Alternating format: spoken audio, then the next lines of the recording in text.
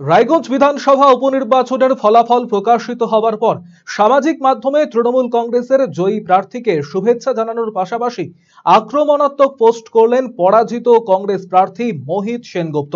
ভোটের পর থেকেই ছাপ্পা ইস্যুতে আন্দোলনে নেমেছিল বাম কংগ্রেস জোট, আর এবারে সেই ছাপ্পা নিয়ে তৃণমূলকে সামাজিক মাধ্যমে বিঁধলেন কংগ্রেসের পোড় খাওয়া এই নেতা।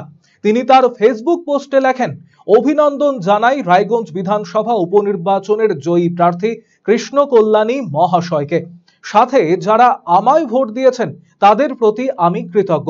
যারা ভোট দিতে পারেননি তাদেরও জানাই আন্তরিক ভালোবাসা, এবং যারা ভোট দেননি তাদের প্রতি রইল শ্রদ্ধা ও ভালোবাসা। এই জয় সাধারণ মানুষের জয় নয়, এই জয় সাধারণ মানুষের গণতান্ত্রিক অধিকারের জয় নয়।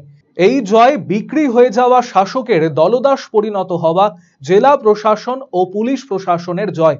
এই জয় মানুষের ভোট দেওয়ার অধিকারকে হরণ করে বুথ দখলের জয়। এই জয় ছাপ্পার জয়, জয় ছাপ্পা। আমি রাজনীতির ময়দান থেকে পালিয়ে যাচ্ছি না। আমি বিশ্বাস রাখি মানুষের ওপর, তাদের ভালোবাসার ওপর। আমি তাদের পাশে আপদে বিপদে সব সময় আছি। জয় হিন্দ। মোহিত বাবুর এই পোস্ট ঘিরে রাজনৈতিক মহলে চাঞ্চল্য তৈরি হয়েছে।